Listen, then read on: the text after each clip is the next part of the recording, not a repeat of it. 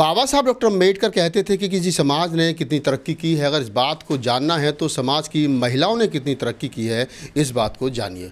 मेरे साथ जो शख्सियत बैठी हैं, आप सीमा गौतम हैं और मैं गोरखपुर में हूँ। गोरखपुर बाबा आदित्यनाथ योगी की नगरी है और गोरखपुर वैसे भी हाई वोल्टेज ड्रामाओं के लिए मशहूर रहता था, चाहे तो हिंदुत्व के चलते और चाहे अम्बेडकरवादी और हिंदुत्व के बीच में होने वाले टकराव के चलते। पिछले दिनों यहाँ पर अम्बेडकर जन मोर्चा के माध्यम से जो तमाम महिलाओं को लेकर के एक अपनी मांगों को लेकर के कलेक्ट्रेट का घेराव किया गया था, उसकी मुख्य जो एक आयोजक थी उसमें सीमा गौतम का नाम बड़ी प्रमुखता से लिया जाता है। तो जो बात मैंने स्टार्टिंग में कही कि किस समाज ने कितनी तरक्की की और समाज की महिलाओं ने कितनी तरक्की की है, इस बात से आकलन कीजिए। तो सीमा गौतम से बाबा साहब की इसी कोटेशन के साथ मैं बातचीत करूँगा। सीमा जी, बहुत बहुत स्वागत है आपका हमारे चैनल में। थोड़ा सा हमारे अपना परिचय के बारे में बताइए कि आप को जैसे पढ़ लिख करके नौकरी करनी चाहिए थी, परिवार का पालन पोषण या उनको परिवार की मदद करनी चाहिए थी, आपने संघर्ष का रास्ता ही क्यों चुना? सबसे पहले बहुत बहुत धन्यवाद आपका कि आप हमारा इंटरव्यू लेने और हमारे ऑफिस आए, तो बहुत बहुत धन्यवाद। मैं भी आपका धन्यवाद करता हूँ कि आपने अपने ऑफिस में बुलाया, चाय पिलाई और घुसने दिया। हमें डर लगता है गोरखपुर आने में। नहीं, ये समाज क्या है, ये आप लोगों का ऑफिस है और कभी भी आ सकते हैं, क्योंकि ये पीड़ितों का ऑफिस है। पीड़ित भी आते हैं, अभी पीड़ित उस कमरे में बैठे हैं। हर लड़की का एक सपना होता है कि भाई पढ़े लिखे जॉब करे। मेरा भी सपना था कि मैं भी पढ़ी लिखूं और जॉब करूं, लेकिन कहते हैं कि मैं किस्मत नहीं मानती हूँ, क्योंकि किस्मत की बात नहीं करूँगी, क्योंकि मैं किस्मत खुद लिख रही हूँ अपने हाथों से। और बाबा साहब ने किस्मत में भरोसा न करना नहीं सिखाया है। तो मेरा जो फैमिली है बहुत अच्छा फैमिली है। गांव में मेरा बहुत ज़्यादा ज़मीन भी रहा है, लेकिन कुछ फादर के डेथ के बाद 2010 में हमारे फादर का इलाज के दौरान उनका डेथ हो गया, और डेथ के बाद फिर मदर रही और उनको कुछ लोग उनके पीछे ज़मीन के लिए पीछे पड़े और उनको अपने डाइवर्ट कर लिए। जैसे भी उन्होंने सारी प्रॉपर्टी बेच दिया, और बेचने के बाद मदर का भी हत्या हो गया 2019 में। मैं यूपीएससी की तैयारी कर रही थी। मैं यहीं गोरखपुर से सरस्वती कॉलेज, सरस्वती कोचिंग है, आईएएस कोचिंग है। तो मैंने 1-2 महीने ही मैंने अभी गई, उससे पहले हमारी माँ का हत्या हो गया 1 महीने के बाद। मेरा सपना था कि मैं यूपीएससी करूं और मैं अच्छा जॉब ढूंढ रही थी कि मुझे जॉब चाहिए। मतलब यूपीएससी की तैयारी करते करते आप कहीं ना कहीं आंदोलन में आ गए? नहीं, आंदोलन में मैं यूपीएससी की तैयारी करते नहीं आई। जब हमारे माता का हत्या हुआ तो मैं अपने लिए न्याय मांगने लगी इसी गोरखपुर में। आज जहां मैं पीड़ितों को ले जा करके न्याय दिलाती हूं, कभी इसी गोरखपुर में उसी दरवाजे पे मैं दर दर भटक करके अपने माँ के लिए, उनको न्याय दिलाने के लिए, जो आरोपी ने माँ का हमारे हत्या किया, हमारे माँ का प्रॉपर्टी ले लिए, ज़मीन बेचवा कर सारा पैसा ले लिए, और उन्हीं को लेकर के हम कभी मांगा करती थी। और अपने लिए न्याय मांगते मांगते हमने बहुत सारे लोगों को हमने सोचा कि क्यों ना मैं, जब मुझे न्याय मिल सकता, जब लड़ने से जब मुझे मिल सकता है, तो मैं दूसरे के लिए क्यों नहीं लड़ सकती हूँ। तो हमने थोड़ा सा उनके लिए सहारा बनने की कोशिश की कि चलो यहाँ पे मिल सकता है आपको, यहाँ से नहीं यहाँ पे न्याय मिल सकता है। और वो सहारा कब मेरा इतना बड़ा कारवां बन गया, मुझे खुद नहीं पता चला। मायावती जी आईएएस की तैयारी करते करते राजनीति में आई और वो 4 बार सीएम रही। सीमा जी जैसा बता रही हैं कि मैं आईएएस की तैयारी करते करते वक्त जब उनकी मदर का कत्ल कर दिया गया, तो उसके बाद वो न्याय मांगते मांगते आज लोगों को न्याय दिलवा रही हैं। हम जब आपके बारे में हम जब सर्च कर रहे थे तो पता चला कि हज़ारों हजार महिलाएं आपके संगठन के साथ जुड़ी हैं। कितने गांव अभी तक घूमे हैं आप लोग? मेरे पास अगर नाम अब देखेंगे तो 400 से ज़्यादा मैं गोरखपुर के, सिर्फ गोरखपुर के गाँव में मैं जा चुकी हूँ। और हज़ारों की बात नहीं है, मैं 1 घंटे की बात करूँ तो हज़ारों महिला आपको यहाँ टेबल पे, मतलब हमारे ऑफिस में हज़ारों 1 घंटे में आ जा सकती हैं।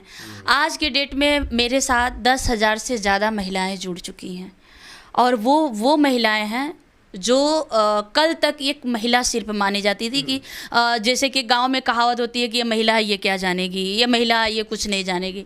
लेकिन आपने देखा होगा कि 10 अक्टूबर को वही महिलाएं थी जो एसपी, डीएम, कमिश्नर को हिला के रख दी थी। क्या क्या क्या आश्वासन दे करके, क्या कह करके उन महिलाओं को आपने अपने साथ जोड़ा है? क्या बाबा साहब डॉक्टर अम्बेडकर को पढ़ाया, फूले को पढ़ाया, बताया उनके बारे में, महापुरुषों के बारे में, या कुछ और आश्वासन आपने दिए? नहीं, मैं आज भी मेरी वही मैं जो हमारे दर्शक सुन रहे हैं मैं उनसे भी यही कह रही हूँ कि अगर हक पाना है तो मांगने से नहीं मिलता तो छीन लो। ये बाबा साहब ने कहा था कि जुर्म सहने वाले से गुनहगार, जुर्म करने वाले से गुनहगार, ज़्यादा गुनहगार जुर्म सहने वाला होता है। तो हम उनको जब भी जाते हैं तो बाबा साहब के कुछ जीवनियाँ बताते हैं कि उन्होंने अगर चुप हो गए होते तो आज भी हम शायद कीड़े मकोड़े के तरह ही हमें समझा जाता था। रास्ते में पानी पीने का अधिकार कुत्ता बिल्ली तालाब के पानी कुत्ता बिल्ली गधा पी लेता था, नहीं उसे अछूत माना जाता था। लेकिन हम इंसान अगर पी लेते थे तो उसे अछूत मान लिया जाता था। रास्ते में कोई भी जानवर चलता था उससे नहीं कोई अछूत होता था, लेकिन हम चलते थे तो अपवित्र हो जाता था। तो ये बातों को बताते हुए उनको हम ये बताते हैं कि अगर आपको अपना अधिकार चाहिए, मान सम्मान से जीना है, अगर आप चाहती हैं कि आपके भी अंदर आपका भी बच्चा मान सम्मान, आप जो जलालत झेल रही हैं, भाई अधिकतर लोगों के पास ज़मीन है ही नहीं। दूसरे के दिए हुए ज़मीन पे कुछ लोग तो घर बनाए हुए हैं।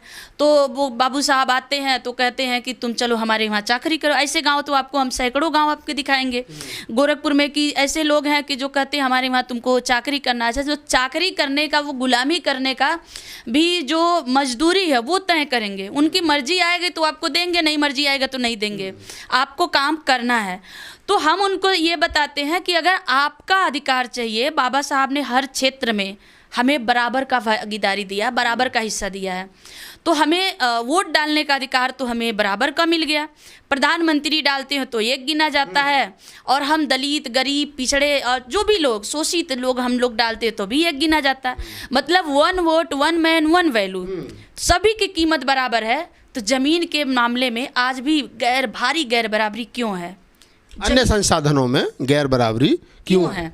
जैसे पढ़ाई लिखाई की बात ले लीजिए, उनके बच्चे विदेशों में पढ़ रहे हैं, हमारे बच्चे, हमारे गरीबों के बच्चे, दलित पिछड़ों के बच्चे, जो मतलब गरीब है, एकदम दबा कुचला शोषित है, उनके बच्चे प्राइमरी विद्यालय तक ही सीमित हैं।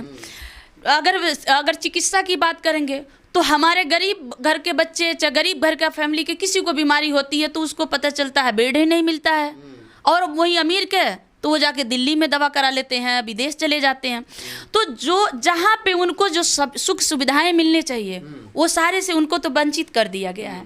इसलिए हमने कहा कि अगर चाहिए मान सम्मान की ज़िंदगी चाहिए तो मैं लड़ रही हूँ, आप भी लड़िए। आप भी लड़िए, ये कह करके आपने उनको तैयार किया और इस आंदोलन में लेकर के आए। अम्बेडकर जन मोर्चा जो आपका संगठन है, जो आपका बैनर है। तो सीमा गौतम यही काम करती रहेंगी जो कर रही हैं, लोगों को इकट्ठा करना, आंदोलन करना, एसपी का, डीएसपी का घेराव करना, डीएम का घेराव करना, या सीमा गौतम आगे चल के राजनीति में भी जाएंगी? देखिए, मैं एक बात आपको बता दूं कि जब तक पता नहीं ऐसा क्यों लोगों को लगता है, राजनीति का ऐसा छवि बना दिया गया है कि राजनीति का नाम लेते ही कुछ लोग भागने लगते हैं या उसे अलग बचने लगते हैं, अलग नज़रिया से भी देखते हैं। हम जब तक समाज के लिए लड़ रहे हैं, मान लीजिए मैं 10 अक्टूबर को आंदोलन किए, 17 दिसंबर को आंदोलन किए, 17 मार्च को आंदोलन किए। मेरा घर भी 2 महीने तक मैं भी जेल तो नहीं गई, लेकिन जेल से ज़्यादा हमें प्रताड़ित किया गया और हमारे भाई को भी गिरफ्तार कर लिया गया था, हमारे रिश्तेदारों को उठा लिया गया था। हमारे घर पे लगातार सुबह शाम दोपहर छापा मारा जा रहा था।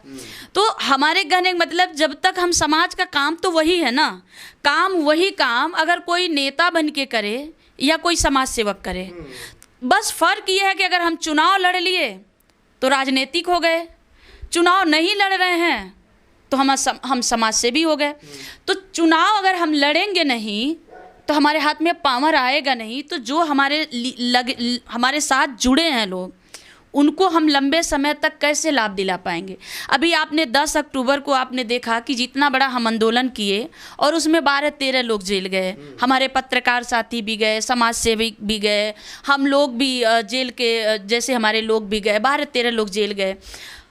उस दौरान जेल जाने के बाद एक मैसेज बड़ा बना, एक आंदोलन का दबाव बना कि मुख्यमंत्री मजबूर हो गए कहने पे कि हम 1.25 करोड़ दलितों को ज़मीन का मालिकाना हक देंगे, हम दलितों के बच्चों को विदेश भेजेंगे। ये हमारे जन आंदोलन के कारण हुआ।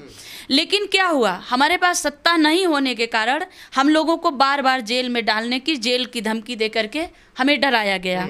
और डराने से, जब हमारे पास सत्ता होता है तो हम सदन में ये बात उठाते ना, ये हम सदन में जा कर के बात उठाते, हम विधायक होते तो हम ये बात अपनी प्रस्ताव में रखते, तो हमारा वहाँ से भी हमारा वेट बढ़ता है।